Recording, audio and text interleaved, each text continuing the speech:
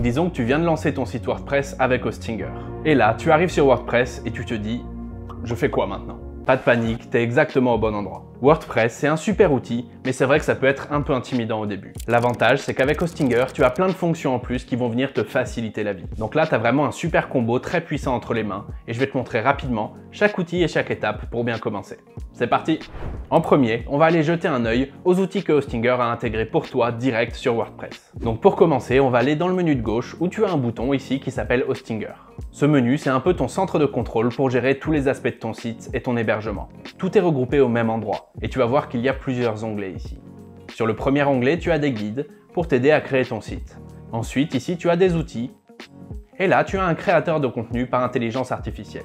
On va faire un petit tour rapide de tout ce que tu as. Si tu es nouveau, le premier onglet ici, c'est vraiment un bon endroit pour commencer. Tu vas pouvoir y trouver une liste d'étapes qui vont te guider pour mettre ton site en place avec des choses importantes à faire.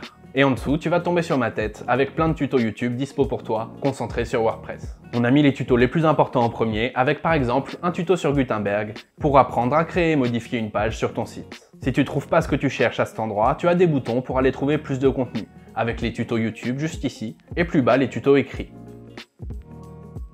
Sur le deuxième onglet, tu as plusieurs outils. Par exemple, tu vas pouvoir voir quelle version de WordPress et de PHP tu utilises et si besoin les mettre à jour directement en un clic pour permettre que ton site soit rapide et sécurisé. Si tu veux bosser sur ton site et faire des modifs, ici tu peux aussi activer ou désactiver le mode maintenance en un seul clic. Tu pourras quand même accéder au site de ton côté avec ce bouton. Et plus bas, tu as aussi des options de sécurité, comme ce bouton qui va forcer le HTTPS pour garantir la sécurité de tes visiteurs.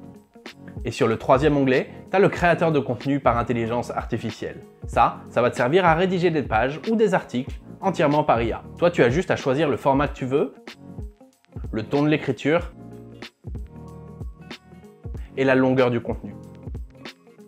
Ensuite, tu décris le sujet ici et tu peux même en bas ajouter des mots-clés que tu vises pour ton référencement. C'est un outil qui peut être très pratique pour aller plus vite, pour sortir des premiers jets rapidement et ensuite les retoucher. En dehors de ce menu Hostinger, il y a un autre outil qui va être super pratique pour toi, c'est Cody, notre assistant IA. En bas à droite, tu as un bouton ici que tu peux ouvrir pour poser n'importe quelle question. Cette intelligence artificielle connaît tout le contenu de ton site. Donc elle peut vraiment t'aider dès que tu es bloqué ou que tu as une question, quelle qu'elle soit, qui concerne ton site. C'est vraiment hyper précieux que tu sois débutant ou non. D'ailleurs, tant que tu es là, si t'as pas encore rejoint Hostinger, je te file un code promo pour faire baisser le prix de ton plan. C'est WP10FR. Tu as un lien pour nous rejoindre tout en haut de la description, juste en dessous de la vidéo. Bon, on va aussi parler rapidement du tableau WordPress lui-même. Les parties que tu vas utiliser le plus souvent dans le menu de gauche, ça va être les articles ici, si tu fais du blog, les pages, pour gérer la partie fixe de ton site, et le menu apparence pour tout ce qui concerne le style de ton site et la personnalisation des thèmes. Quand tu crées des articles et des pages, tu vas utiliser un éditeur qui s'appelle Gutenberg. C'est un système où tu assembles des blocs de contenu les uns avec les autres. C'est pas hyper sorcier, mais comme je t'ai dit, on a un tuto pour apprendre à l'utiliser. Ce tuto, tu le trouveras dans le menu Hostinger comme on a vu. Mais je te le mets aussi juste ici et dans la description si tu veux le trouver facilement. Et pour revenir au menu WordPress, tu as aussi les menus outils et réglages qui ont des options importantes comme par exemple les permaliens, les paramètres de lecture, etc. etc.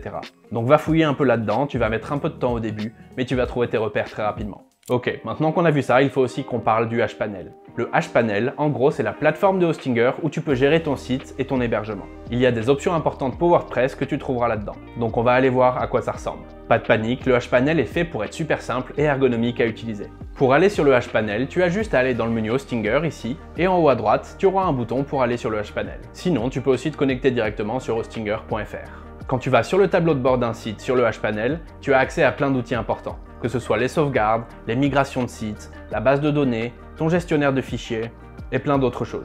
Tu as aussi un menu performance pour la rapidité de ton site, donc avec des choses comme le cache d'objets, le CDN, etc.